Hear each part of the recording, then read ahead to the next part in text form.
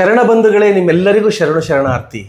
ನಾಳೆ ಬಪ್ಪುದು ನಮಗಿಂದೆ ಬರಲಿ, ಇಂದು ಬಪ್ಪುದು ನಮಗೀಗಲೇ ಬರಲಿ, ಇದ ಕಾರಂಜುವರು ಇದ ಕಾರಳುಕುವರು, ಜಾತಸ್ಯ ಮರಣಂ ಧ್ರುವಂ ಎಂಬುದಾಗಿ ನಮ್ಮ ಕೂಡಲ ಸಂಗಮ ದೇವರು ಬರೆದ ಬರಹವ ತಪ್ಪಿಸುವರೇ.